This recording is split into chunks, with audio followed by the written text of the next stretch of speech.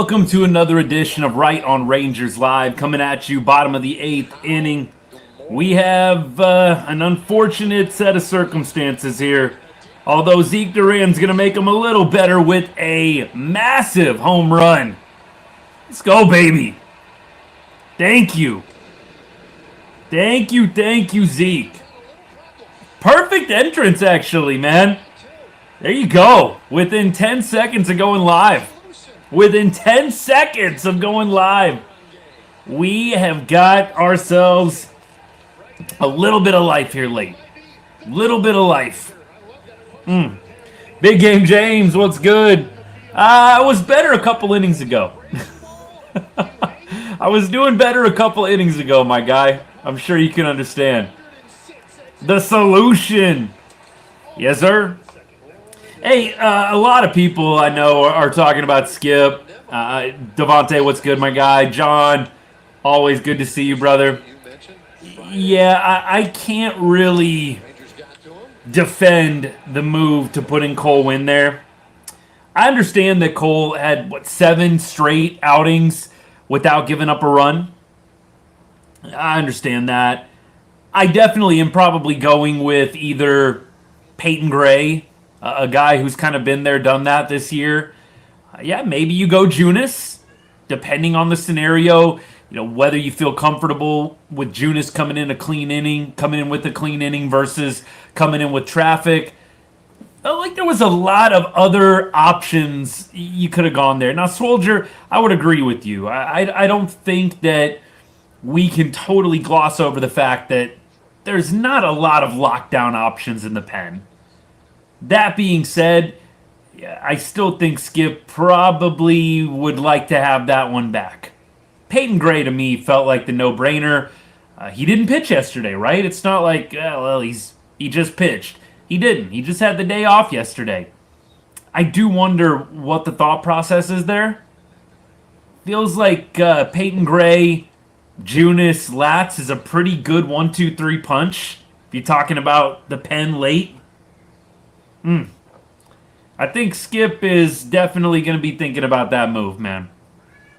It's really too bad. Lynn is only good at getting that one odd out. Yeah, I mean, he's come in at different points and, maybe been asked to close up an inning exactly. I got to be honest. I mean, from the get-go, I didn't love the move. There's sometimes clearly where I'm like, yeah, this is going to be great. And then it doesn't work out. But then there are other times where you get that bad feeling. I mean, I got to be honest with you guys. When Cole came in there, I was just so expecting to see Peyton Gray. I mean, I know some of you guys are saying Junis. I would have thought Junis 8th inning, Latz 9th inning, or you go ahead and you put in Junis in the 7th and you go Latzy 8-9. I mean, there's a lot of options. I'd love to hear, and I hope one of the beats ask, what's the thought process with Cole? Skip, you know what he's going to say. He's going to go to the 7 scoreless outings, and he's going to probably die on that hill. So I think the better question needs to be, what was it about that 7th inning where you're not wanting to put in Peyton Gray? That, to me, is the better question, right? Get specific about, why not Junis? Why not Jacob Latz multi-inning? I think there is a lot of room there where Skip probably thinks back and says, man, it would have been nice to do something different. Berger, by the way, bad AB to end the frame, and Rangers are going to go to the top of the 9th. Hopefully, just down 1 by the end of it. We'll see what happens. Anything can happen with this pen. It feels like they're locked down one day, and then the next day you're questioning everything. If Munoz comes in the 9th, get ready for an experience every Mariners fan hates. Big Game James, I have heard that sentiment a number of times, man. Like, Munoz, in my mind, without watching a lot of Mariners games, is a plus arm, but I do know he's had some interesting games this year. Very interesting games. So I do think the Rangers have a little bit of hope here. You are coming up to the bottom of the order. You got, what, Carter, Lopez, and Foscue? Carter, Lopez, Foscue? I mean, look, that doesn't feel great to me, but it doesn't feel terrible. uh, I don't know, Darnell. I don't know. I'm gonna mess with a couple of different things, and I'm gonna see if I can get this figured out. We'll see. Maybe I've got too many different things running or something weird on the computer.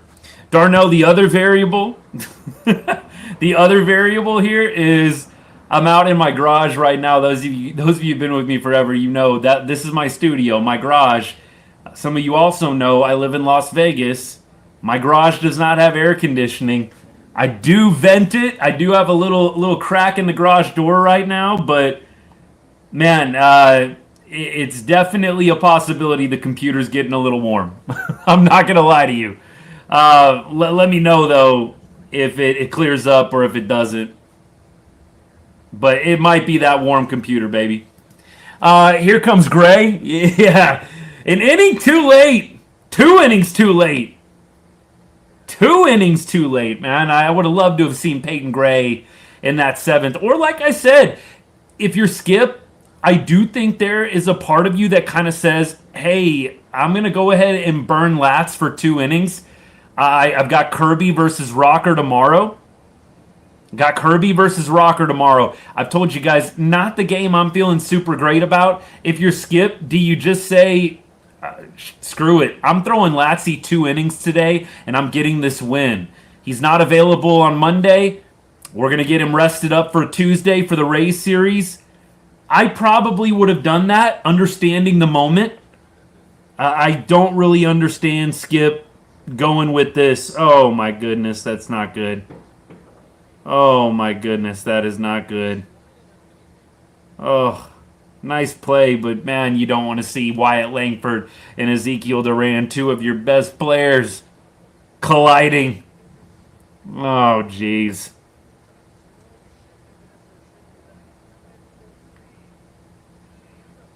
Oh, that's not good. Wyatt just taking one right in the face, man. That is not good. Oh, too much. I don't know what could have gone differently there. I really don't. All right, let me mess with a couple of things right quick. Let me mess with a couple of things and see if we can get this. Guillermo, what's good, my guy? Thanks for hanging out. I'm playing around with a couple of settings. I'm hoping it makes things a little bit clearer. We'll see what happens. Wyatt is a tough cookie. That is 100%. The Carter drop ball came back to bite us. Look, I want to forgive Evan for the drop. He did have the single. But, man, yeah, look at... You are kind of going to look back on every run that got given up. That is one of them. Duran at third, Seager at short, Arise at second, Young at first base. Better be our infield after the trade deadline. I don't think that they're going to be moving Josh Young to first base mid-season. Maybe. Mid-season feels like a little too much of an ask for Josh Young. I could be wrong on that. I feel like it's a little too much of an ask. I think that they're going to need to do that in the offseason. Josh Young, absolutely, you want to keep the bat in the lineup. The glove is forgettable. This year, at least, it's forgettable. But I don't know that they're going to make a big move like that. The Buster only said that the Rangers aren't going to be able to take on money at the deadline. Okay. Well, let's think about that. So what can you do if you're not going to take on money at the deadline? That means you either got to trade for players that are on rookie deals, for lack of a better expression. I know that's more of a football term, but rookie deals. Or you have to trade out salary. This is a reason why, and I know I talk about this every day. I feel like I do, but, you know, it's a new day, a new show, whatever. That's a reason why I think Joc might be on the table. You trade away Joc Pederson, one of your bigger salaries. I do think Joc getting traded is on the table for that reason. The Rangers don't want to take on more money, so the only way you can really get people is if you trade off salary or you get rookies or guys on rookie deals. We'll see what happens. It's going to be interesting. There's going to be some definite thought of how can we get creative, and one of the ways you get creative is you trade away salary. And that might be in the form of Joc Pederson. In that case, you can keep Young at third and you just slide a Rise or whoever you want into the DH spot. I think Joc is actually playing himself into some value right now. I think you could get something for Joc Pederson. Not anything crazy, but you could get a nice lower level prospect for him, I think. I think you could get a top 15 for him right now. I don't think you're going to package him in a deal, like in a blockbuster deal, but I think you could get him in a little bit of a salary dump move where maybe the Cubs or maybe somebody else like that gives you some kind of lower level top 15 prospect back in return. Yeah, I don't think they're opening up the pocketbook, Darnell. Catcher would be great, Sugi. Goodman would be, I'd be over the moon. Emergency pod would be happening 1,000% if that was the case. And by the way, during trade season, just so you guys know, we will definitely be going live. Any move, I might be at work, so it might have to be a little after the fact, but we'll definitely be going live if there are any kind of trade moves of significance. If it's Joc Pederson, great. If it's, I don't know, any move, I'll probably go live for. So just if you're wondering on that, definitely check my socials. I'll be making some announcements of when I'm going live and things of that nature. So we'll definitely do a trade deadline show also. So probably like 30 to 45 minutes to the trade deadline. I'll try and pop on, go live. Right now, by the way, we've got runner on first base, Canzone, who hit the 3-run bomb up to bat right now. He's going to foul one off quickly, 0-2. This is kind of a big AB here in the grand scheme of the game.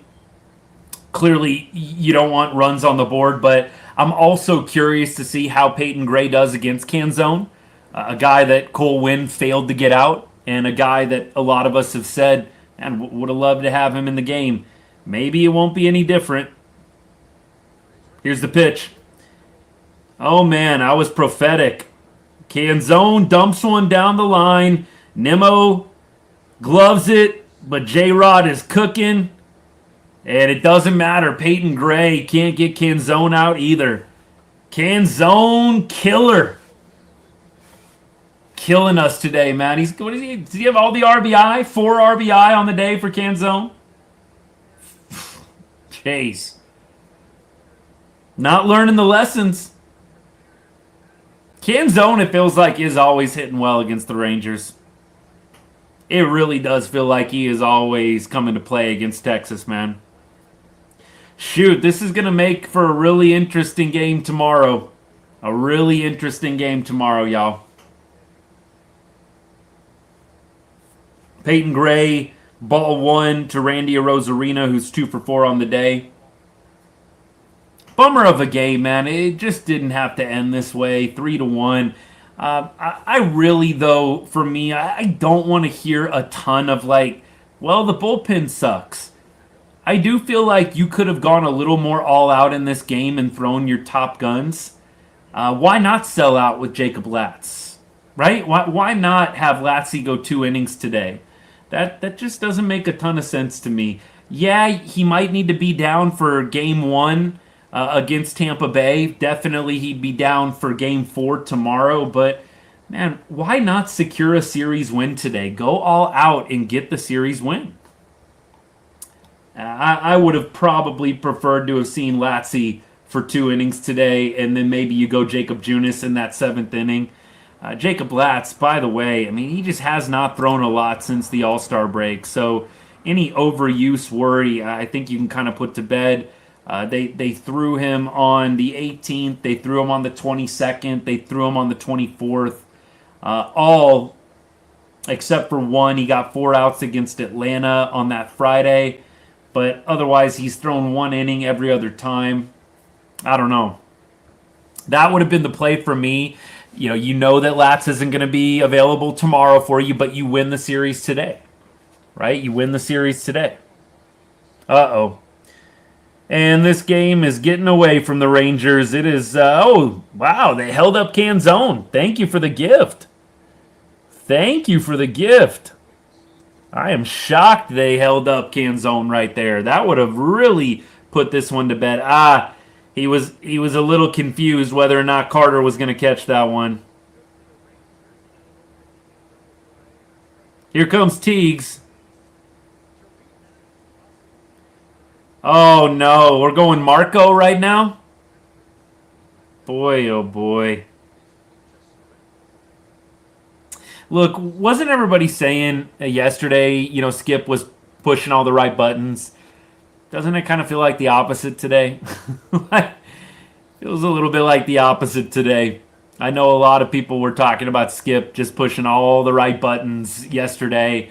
And look, I know it's easy to armchair quarterback it. I don't think a lot of us would have put in Cole Winn in that 7th inning. I really don't, man. I don't. Marco Gonzalez is warming. He's not in the game yet. I've got to think he probably is coming in, though, if another run scores. Got to think that's happening.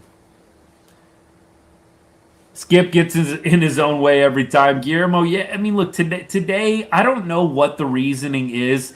All Skip is going to give you post-game is that Cole Winn had the scoreless streak. That's all he's going to give you. Oh, a little double play ball here. Thank goodness. Oh, thank goodness. All right, so we got a shot. That's really big. So they can't get Canzone home. That's a really, really big play right there. I'm not saying the Rangers are going to win this ball game, but dog-ear that play right there, that double play of Naylor. Now you're blooping a blast, right? 3 runs felt a little bit insurmountable. Give me a base runner. Evan Carter maybe can work his way on here. And then after that, you bring up Lopez, you bring up Foscue. You don't obviously feel great about about Lopez, hitting a bomb. But that'd be fun, wouldn't it? That'd be a lot of fun. But Foscue, definitely feel like he might be able to give you some pop, although he'll probably be facing a righty here. So it's going to be interesting what they decide to do. You've got Osuna on the bench. You could potentially bring in Osuna. Cawley is on the bench as well. I'm not sure that they want to match Cawley up righty-righty. I could possibly see them putting in Osuna for Foscue, though. I think they might make that move. It kind of makes sense. I mean, you're obviously going to have to move Duran probably. Well, we'll see. It's gonna get a little curious if they put in Osuna here. You don't have a ton of options. That is gonna get tricky, isn't it? They might have to lose the DH if that happens. It's gonna get weird if they put in Osuna. But I think that is the right move. I don't think you want to go Munoz against Foscue. I think you want to go Munoz Osuna. Makes a lot more sense to me. We'll see what Skip decides to do. Skip GPT. That's hilarious. Hey, Red Raider, what's good, man? Is this your first time hanging out? I appreciate you either way, man. If I missed you before, I'm sorry. But, yeah, I always see a criticism of Skip that I do think is relevant. It's really relevant. Today's game is sometimes with Skip, I feel like it's a valid criticism. It feels like sometimes he is coaching a little bit too much for tomorrow. He's coaching for tomorrow and not coaching enough for today. I feel like it was a no-brainer. You're throwing you can throw Lats for 2 innings. If you can only throw him 1, obviously you'd love that. But today feels like a day where you say, if I need to throw Lats multiple innings, let's do it. Let's win this series. Monday can kind of be a de facto house money day off for whoever needs it, but win the series. Don't leave it up to Monday George Kirby versus Kumar Rocker.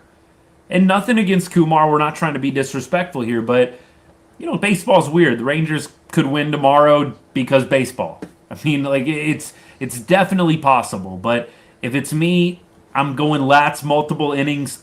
I'm securing the win today with the understanding that Monday I might not have all my pieces, but I want a series. And I can give off days to whoever needs it. Evan Carter, 1-1 count right now. It's going to go to 2-2 here quickly. Sorry, I was on a little bit of a delay. Let me see if I can swipe up here and get refreshed. iPad was lagging on me just a little bit. Yeah, I think that is a valid criticism of Skip, though. I mean, you're coaching a little bit more for tomorrow than worrying just about today. Winning a series today, winning a game today. Yeah, that is not a great AB by Evan, man. He is going to take a called strike, 101. Look, not quite middle in, but pretty dang. Yeah, that is middle in. Little low, but Evan's got to get the bat off the shoulder there, baby. Come on now. That is not a great AB from Evan.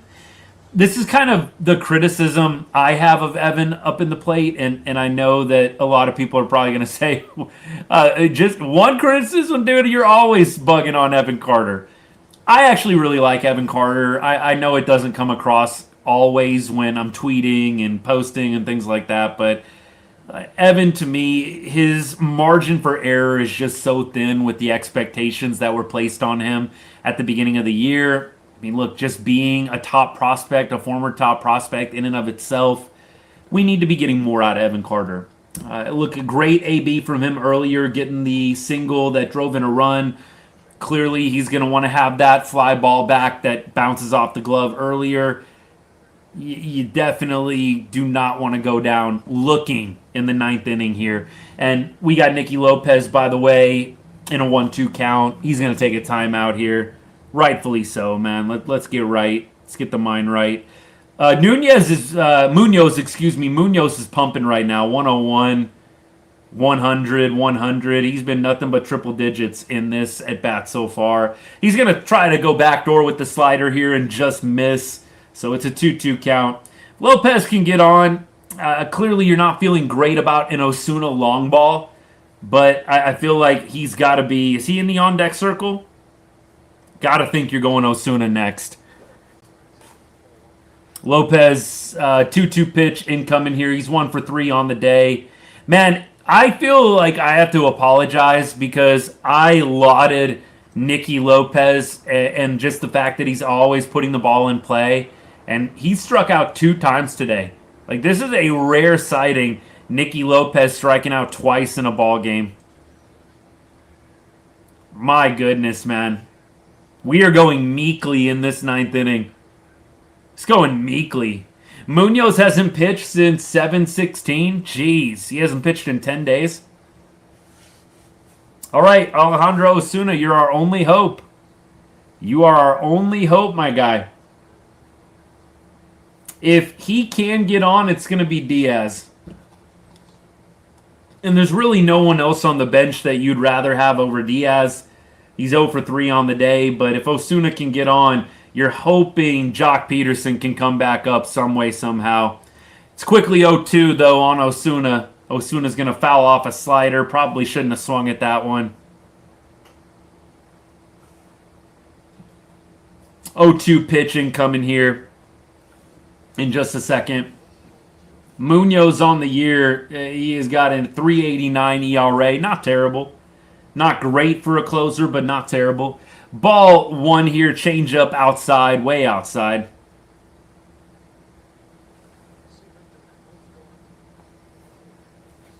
Alejandro not starting in the starting lineup today, coming on to pinch hit here for Foscue. Had a pretty nice little run of games when he has gotten a start. He is in a very strong platoon right now, and he is going to strike out here, unfortunately, to end the ball game. Rangers are going to drop this one by the score of 6-4. They led 3-1 going into the 7th inning. Skip Schumacher inexplicably goes to Cole Winn. I don't care about the 7 scoreless appearances. I mean, look, Robby Ahlstrom has 6 appearances in a row where he has not given up a run. And I love Robby Ahlstrom just because a guy, has 6 or 7 scoreless appearances in a row doesn't mean you got to go to them and leverage, baby. It just doesn't. It doesn't. You could have gone Junis today. You could have gone Peyton Gray today. Those guys, I think, have earned it over Cole Winn. Right? I just don't understand why you don't go Peyton Gray in that 7th inning. Why don't you go Junis? Again, maybe a little bit too much forward thinking for tomorrow. I have no clue. I know the Rangers have a big week coming up. Don't give me that BS. I don't want to hear from Skip or from anybody, well, they've got a lot of games coming up. Come on. Dude, this is a big series. It's a huge series. Like, do not give me the stupid excuse. The stupid excuse. Well, we got, 7 games coming up in 7 days. Whoop-de-freaking do, man. I mean, like, you got to win ball games. You got to win ball games. I don't want to hear those brainless excuses. Like, well, we have to temper things here, man. Win the game today and treat tomorrow as an off day. I'm dead serious. I mean, does anybody disagree with that? Like, if you needed to just totally punt on tomorrow, do it. But win today. Don't waste a deGrom gem.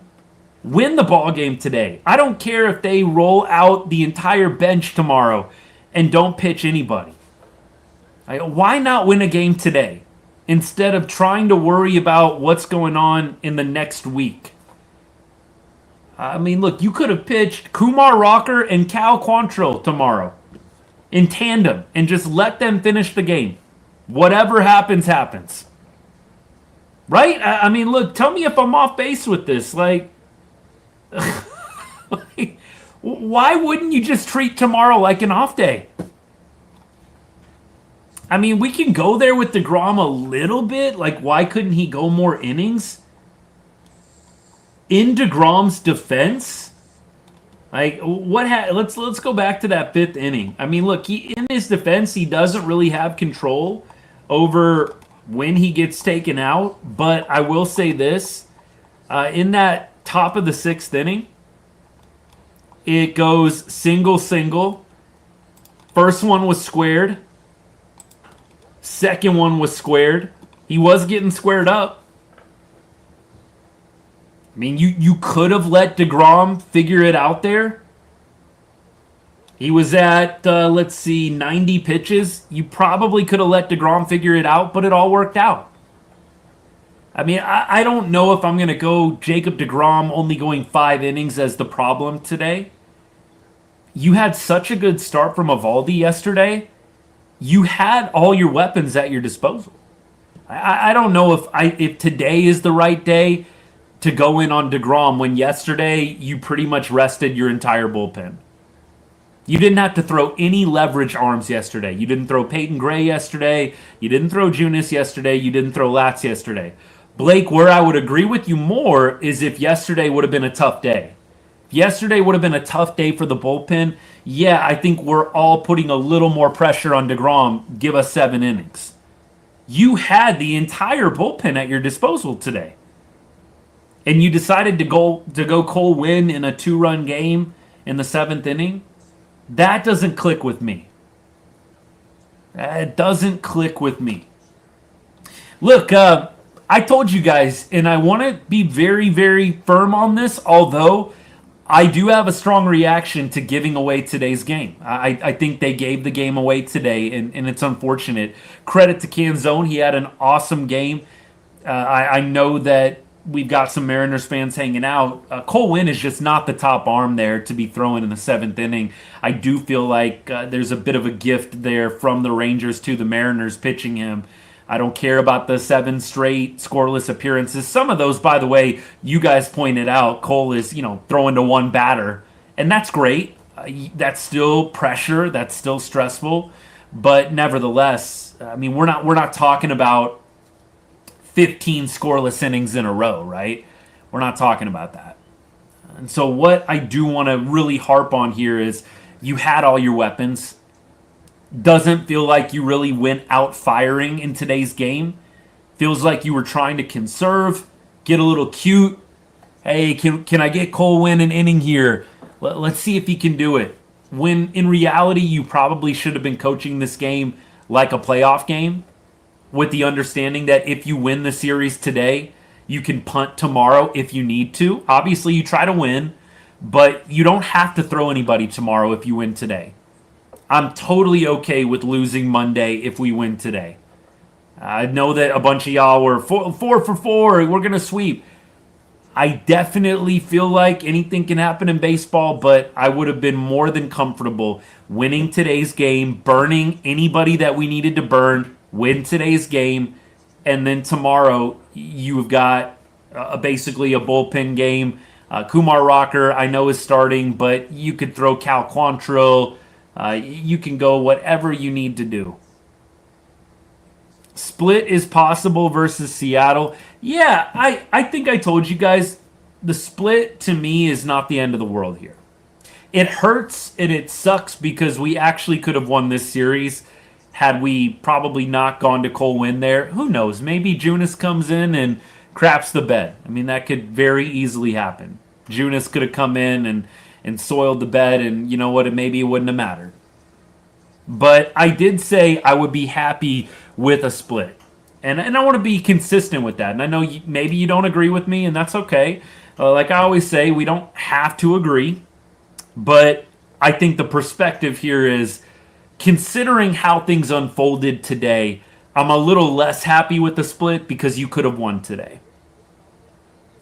Like, I think that is the one thing I'll say. But looking back, yeah, 2-2 is not the end of the world.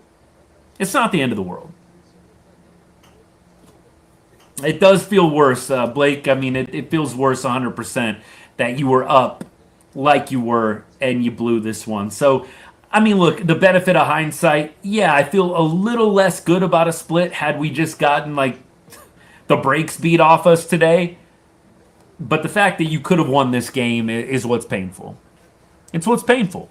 And I'm with you on this 100%. Like, the inability to throw the knockout punch, I do think you blame the offense a little bit today. Blake, do you blame the offense a little more than deGrom, though? Blake, I know you're going a little hard on deGrom. Don't you kind of look at the offense a little bit today and say, man, where was the fire after the fourth inning? I mean, I know Zeke hit the home run late, but don't you kind of look at the offense a little bit today and say, come on now. I know we scored 4 runs, and that's kind of the magic number. Nevertheless, I definitely feel like you got to look at the starting 9 and say, we needed a little more. Like, 3 runs, is that really what we're good with? And yeah, a 4th run gets tacked on in the 8th inning by Zeke with the solo shot. I think the offense has to be a bit front and center here as well. I do think that Skip and the decision-making in the bullpen is absolutely to be questioned. Don't get me wrong. But I don't know how you can't look at least a little bit at the offense here. Offense scored 3 runs. And then when they got down, yeah, Zeke made it a little interesting. But I don't think a lot of us felt super great about a comeback, especially with the bottom of the order coming up.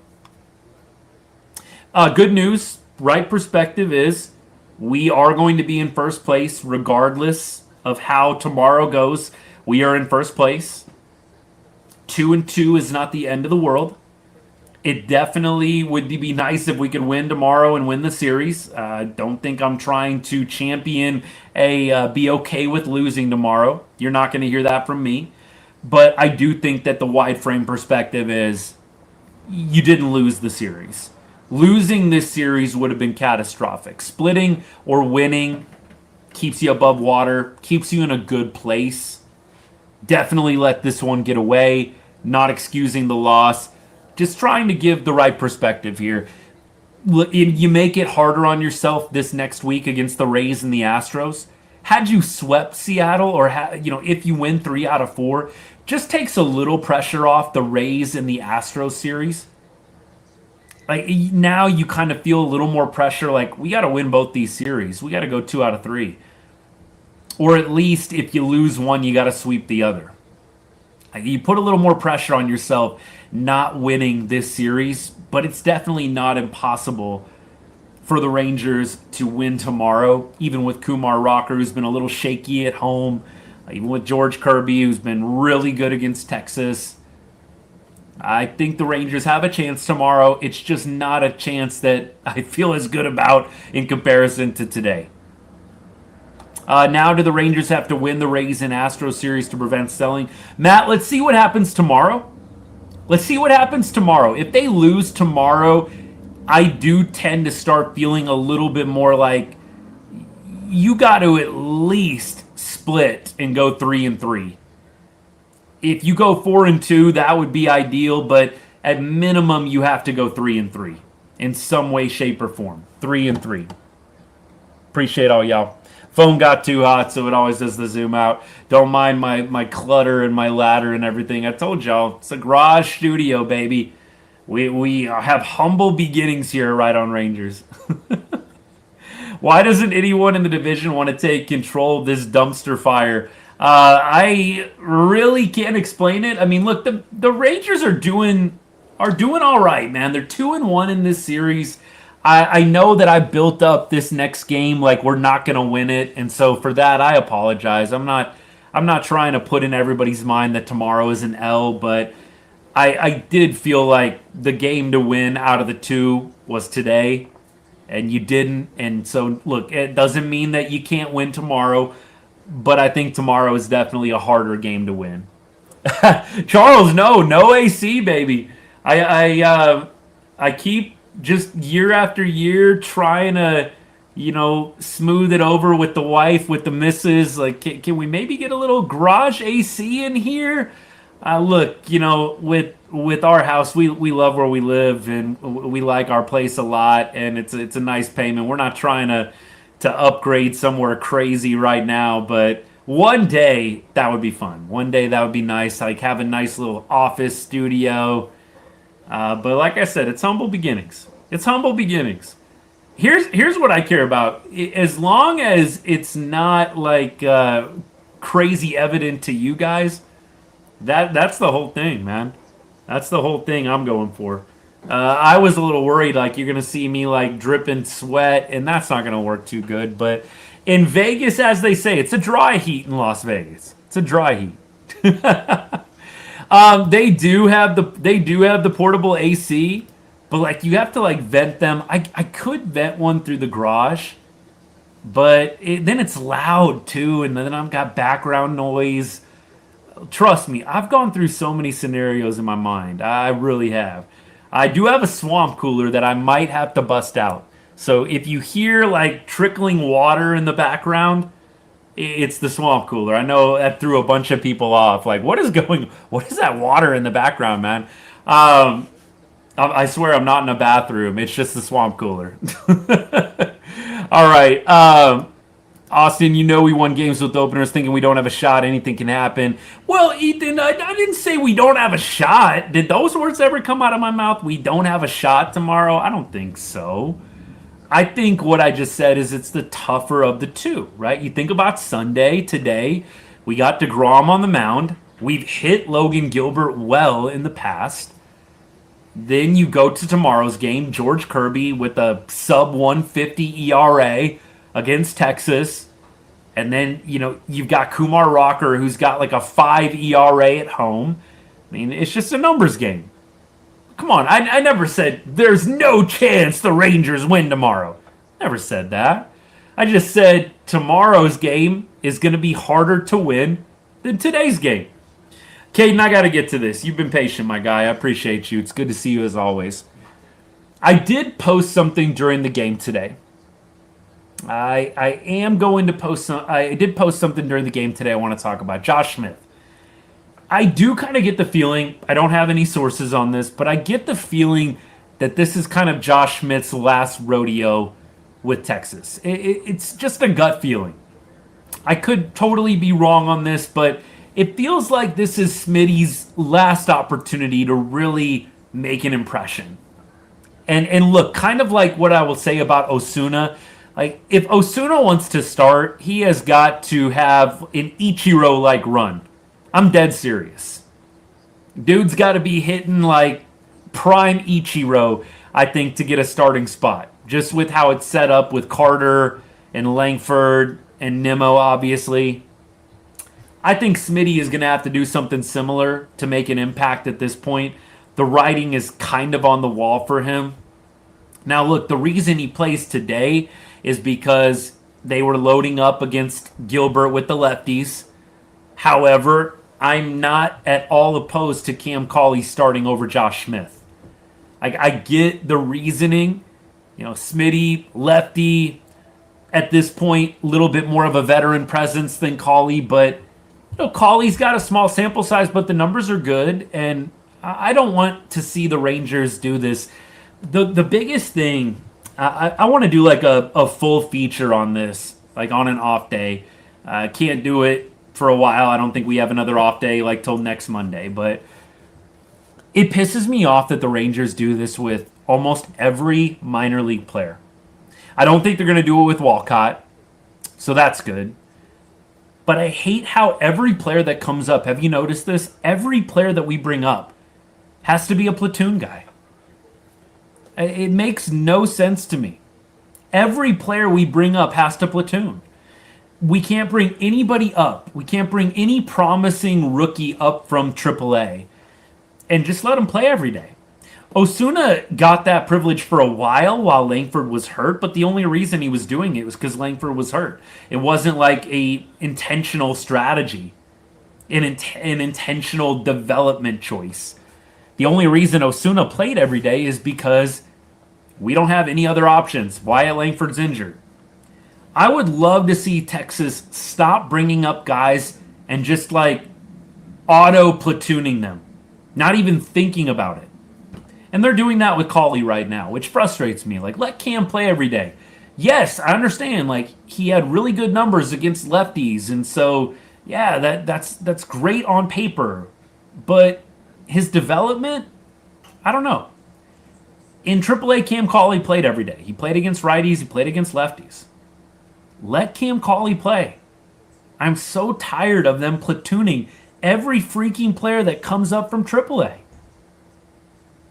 It just is nonsensical to me. Again, it's brainless. It's like, I don't want to think it's intentional, but it is.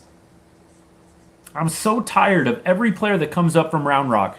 They can only play against lefties or righties. No way they can play every day. I don't understand this either. Zeke is probably the preferred option. He's got a better arm than Cam, although Cam has a really good arm. I think that the up the middle tandem of the future is going to be Walcott and Cam Cauley. Zeke Duran, I think, could be your third baseman. I don't think JJ is going to be playing at third base much longer. I think this is probably his last year, if I had to guess. I don't think there's any way that the Rangers want to run it back with Josh Young at third base next year. Let's get to Skip. I'll jack up the volume for you guys. What do you feel like you have out there, and what do you think might be missing? Ahlstrom was dominant today. I mean, that was a fantastic inning. Came in dirty, nobody out. Got a couple punch outs against the thick of the lineup, so I thought he did great. Peoples had a good day. Alexander's been really good. So today a couple guys got on. Wynn came in dirty, made a good pitch to Rodríguez, and then got to a split that ended up being a home run. But other than that, I think the bullpen.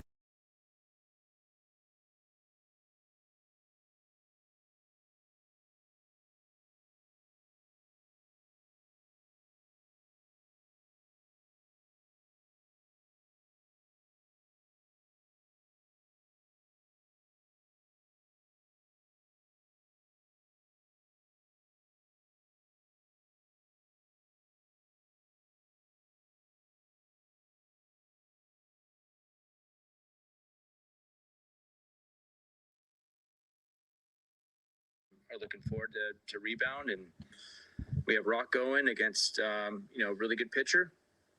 I thought our offense provided really good at bats against a tough pitcher again tonight. So another one tomorrow, but I think we're looking forward to it.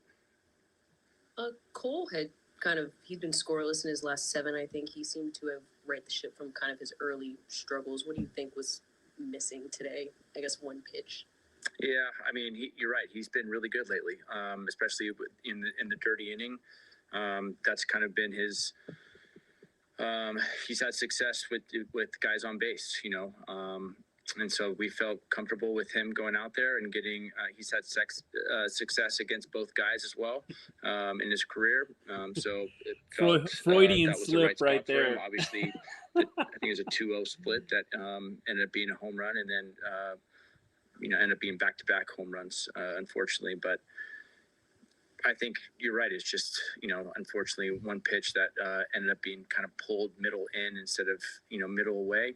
The split action just went another direction and ended up costing us, a 3-run home run. But to your point, he's been really good, and that's why he was out there. What did you think of Jacob? I thought the fastball was excellent today. The velo looked really good, still coming off the, hip glute injury that, still probably not 100%, but he looked really, really good today. When we pulled him out, there's a couple balls that, end up getting through. One really bad hop, to Berg. Another ball that got up the middle, but I thought he was really good on the attack. He got through some tough innings at times. But I thought the fastball slider was really good. Didn't throw a ton of changeups, but when he did, they were effective. I think maybe the only play I'm guessing Carter would want that one back, off the glove in the gap. Tough play, but Evan is really, really good and probably wants that one back. But I think that was probably the only run that ended up being scored was because of that one. But I thought he was good. I think, a couple deep counts cost him another inning. Rosarena took some good at-bats against him. Long at-bats that probably cost him an inning. But other than that, really, really, really solid. All right, they're going to cut Skip off here. Evan was about to ask a question. Rangers Sports Network wanted to pull the plug before it got too dicey. All right, so let's talk about that. let's talk about that post-game presser. So a couple of things come to mind. First of all, softball questions. Look, Kennedy, she's had some good ones, but to me that was total softball. Cole Winn, he's had 7 scoreless innings. Like what went wrong today? One pitch.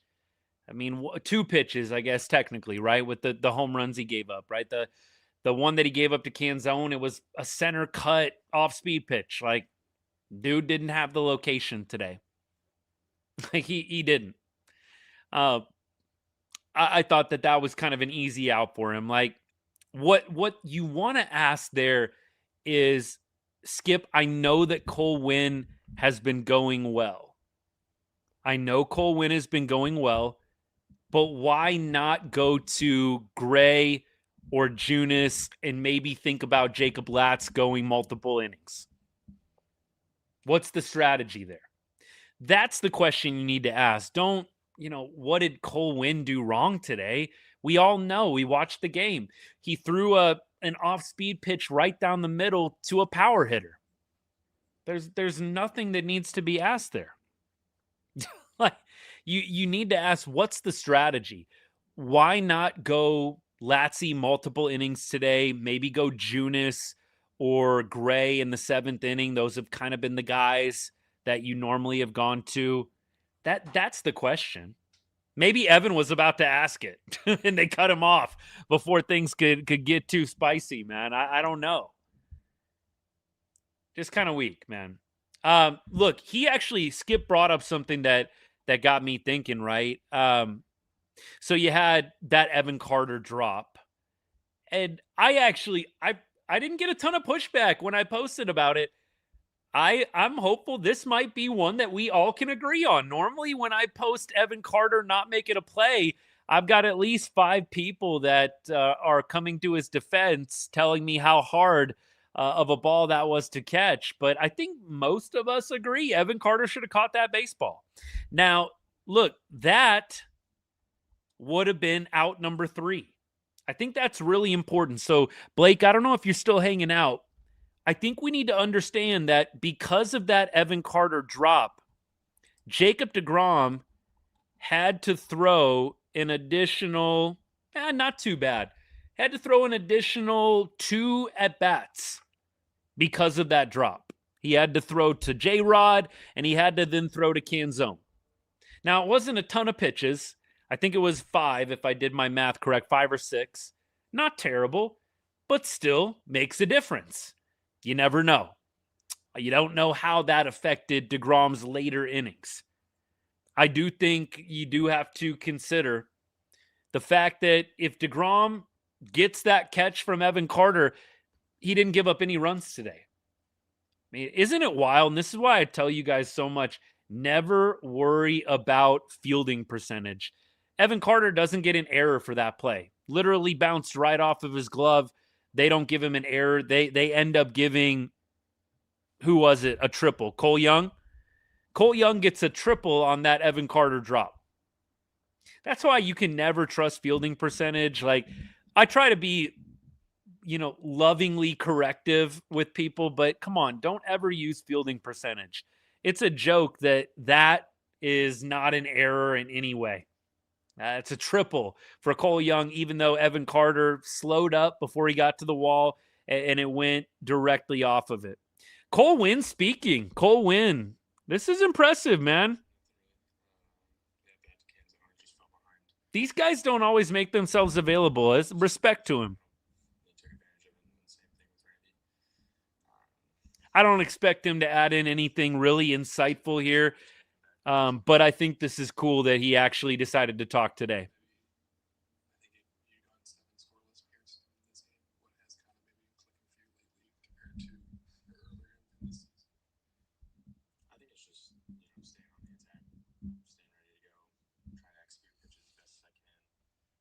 I think this is speaking volumes about Cole's character. I said it on my post, like, he's such a good dude. I've interacted with him a couple of different times. Once, a little online, and then once in Vegas when he was here with Round Rock. Just a good dude. Threw a baseball to my son. We exchanged a couple of pleasantries. He's a good guy by all accounts. So I feel bad for him. It speaks to his character that he's making himself available today, because they definitely do not have to come out and speak. G-Man, you already know, though. You already know where I'm at. Like, at the end of the day, it's a business. You're not going to see me advocating, no, keep the high character guy, the highest character guy, but totally pass over the dude that's actually going to help you win. You already know. No, I know you're messing. But like, it's like the clubhouse argument, like the holy almighty clubhouse. Like, yeah, we don't want to upset anybody in the clubhouse. We have to make sure that whoever we bring in is the perfect fit in the clubhouse, the culture. Like, don't even get me started on my culture soapbox, man. Culture is important, but winning is more important. And typically, if you're winning, the culture is good. You're losing, the culture can be good, but typically it's not. And so that's why, in my opinion, Marcus Semien is not on the team anymore, right? They lost 2 years in a row. And so everything gets magnified when you're losing. Everything. I do think Cole Winn, Darnell, I'm with you on this. I think Cole Winn is most likely on the demotion watch.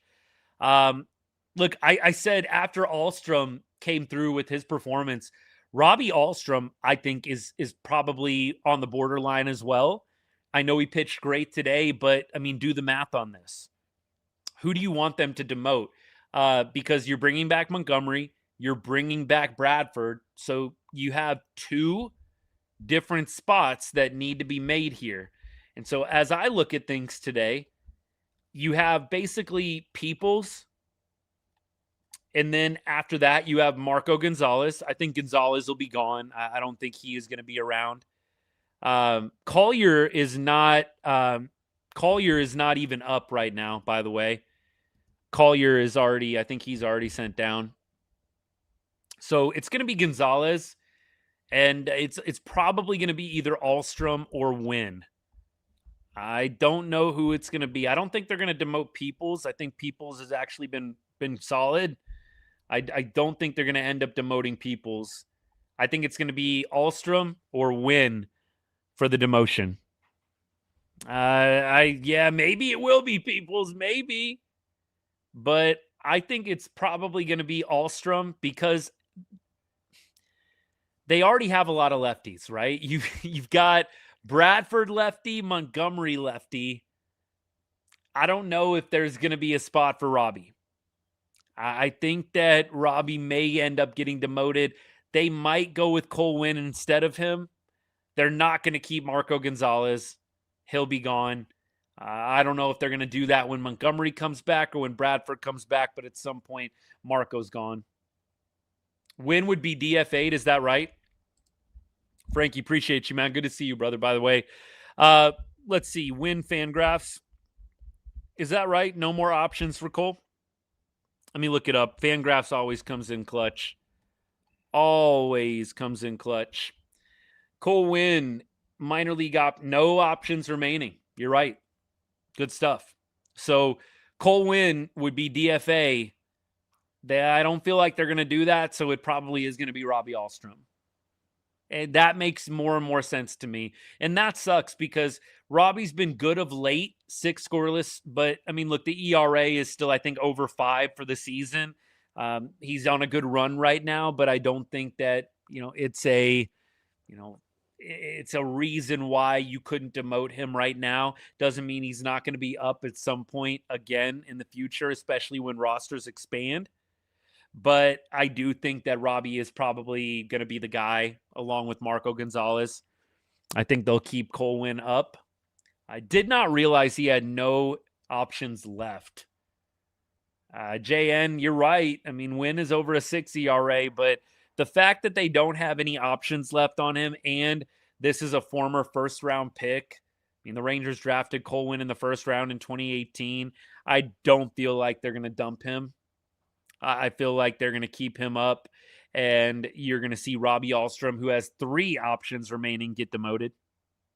Smitty might be, but I think that's going to be that's just going to be a Smitty for Young thing, right? When Young gets healthy again, they're just going to demote Smitty. I don't think they're going to do anything with the position players when Montgomery and Bradford come back. Can't see that happening. Let's see. Ray finding change in his couch. Apparently, Buster only reported that the Rangers aren't going to be taking on money at the trade deadline. Brady Singer, I wouldn't mind. He's been good of late.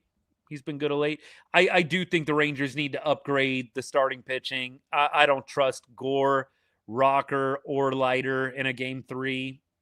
Montgomery, add him in the mix. Jordan Montgomery's throwing 91, baby. Come on now. Look, yeah, I'm not saying Monty can't be useful, but Jordan Montgomery is throwing 91 miles an hour right now. Are we really acting like Jordan Montgomery is going to be locked down October arm? Cody Bradford, same thing. Cody Bradford's always been a low 90s guy, nice piece. But I think Cody Bradford, I think Rangers fans have some rose-colored glasses with Cody. Cody was really good at home in 2024, but he was bad on the road. We talked about that a lot a couple of years ago on the show. I'm not completely all in on Cody Bradford either. I want both of them to come back and do well, but I just want expectations to be where they need to be with those 2 guys. I don't think either one of those 2 guys is a lock to come back and dominate. I think both of those guys should be perceived more as innings eaters than anything. I think Bradford could actually be really useful out in the pen. I think you could use Bradford as kind of Lats 2.0. I've coined that phrase. I just want everybody to be aware. I think Bradford could be a little Lats 2.0. I think you could use Bradford in some situations like you kind of were using Lats last year and then this year. I'm not saying he becomes the closer, but I do think if you give Cody Bradford 1 inning, he's going to ramp up that fastball from about 93, 94 to 95, 96. He's going to give you a little more juice. And I do think that could be an interesting weapon out of the pen. I don't know if Cody Bradford's going to be a starter. I see that being more Jordan Montgomery. Hey, just eat up innings at the back end of the rotation, and here we go. Let's see. Let's be real. Bradford hasn't pitched in 2 years. Yeah, exactly. Exactly. That's why I think Bradford might play a little better as a reliever. You're only going to be having him throw 1 or 2 frames at a time. I think that could be the play. Montgomery, you feel a little bit more like, I mean, think about it, right? Bradford, you got him on a rookie deal. Just being totally 100% keeping it honest here.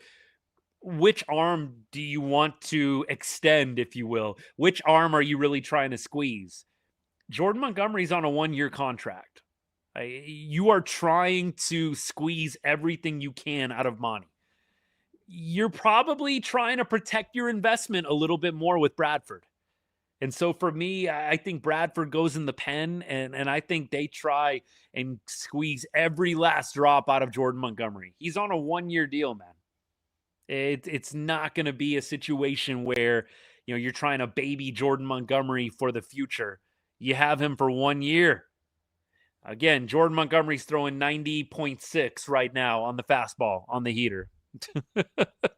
It's definitely, I think, usable, but I don't think it's locked down October piece.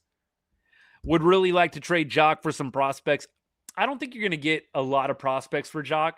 I think you could get lower level, maybe top 15 prospect for Joc right now. Maybe you think differently, but I don't think you're going to get a haul of prospects for a half season of Joc Pederson. And Joc, by the way, is only a part-time player, right? You're not playing him against lefties. So I think the Rangers could probably get like a top 15, maybe A-ball prospect for Joc. But the beautiful thing with that is you clear out some salary. So you could bring on some salary. The move to get Joc off the books is probably a little bit understated right now. If you can get Joc Pederson traded away for a top 15 prospect, that clears up some salary so you can take on other salary as needed. I mean, that's $18.5 million. Clearly, it's not as much anymore, right? You'd only be paying probably about $6 or $7 million of that. But still, I mean, that is money that the Rangers may want to get off the books. And we all love Joc Pederson's 2026. But the reality is he doesn't play every day, and he's a DH. And if you are bringing back Corey Seager this year, you've got Josh Young, you've got Wyatt Langford. Foscue is another guy who I think the Rangers may need to entertain trades for. He's kind of built up a profile now. I think you could probably trade Foscue and really clear up the DH spot. I think that is the move. It might not be a popular decision with some Rangers fans, but I do think 100% the move is clear up the DH spot. You have 2 guys right now who are DH only. Foscue, I know, plays a little bit of infield. I don't think the club loves that. I think Foscue has shown he's not going to be giving you Gold Glove defense, right? He's a little lost at times out there. I think right now you clear out the DH role for Josh Young, Wyatt Langford when it's a lefty, and then you have Nimmo and you have Seager DH when it's a righty. I think you could interchange those 2 guys. I would like to see them bring on Luis Arraez, absolutely. I don't know. I mean, look, if I could trade Foscue for Arraez, yes, I would do it. Yes, I would do it. 100%. In a heartbeat. I'm trading Foscue for Arraez. I know it's a half season. I'm making that trade. Foscue, let's see. A couple of things I want to check on Foscue. Foscue's controllable for a while, so you do have that. You absolutely have that. But right now, Justin Foscue is 27. He's 27 years old. College player. So it's not like he came to the organization as an 18-year-old. He was drafted in 2020. So next year is going to be year 7 in the organization. I'm okay moving on from Justin Foscue. If he becomes like, an all-star player, that sucks. But I'm okay with moving on from Foscue. I don't know if Foscue really has a clear-cut role. Thinking about the future of this team, you've got Cody Freeman. You've got Cam Cauley. Clearly, Walcott is the cream of the crop here. You got Walcott coming up. Like, Foscue is not going to have a really, really clear role if you're talking about the future years. And I don't think Foscue is a good enough player to not trade. I don't think the upside is so high with JF that you just can't let him go. You don't have to trade him, but I don't think anybody should be saying, no, he's untouchable. Of course, you trade him if you can. I don't know if the Giants would take Foscue for a rise straight up. That actually feels like maybe they would say no to that. I think they might want something a little bit different there for sure. All right, y'all. I am going to go ahead and I am going to take off for the day. I appreciate all you guys. It's definitely going on a little bit longer than I expected to. Appreciate you guys hanging out, though. I'll have a video out to you guys tonight, and hopefully the Rangers will be a little bit in better shape tomorrow. We'll have, by the way, a show probably in the afternoon, not right after the game, probably like in the late afternoon, I would say. So that's probably what the plan is going to be. Rocker tomorrow going against George Kirby. We'll see what happens. Rocker has been a little bit rough at home. Kirby has dominated the Rangers, but you know what? Baseball is a crazy sport. So maybe, just maybe it'll work out. But I appreciate all you guys hanging. Tough day today. Rangers dropped this one 5-3, but a series win is still in front of them. We'll see if they can get it done. Appreciate you guys.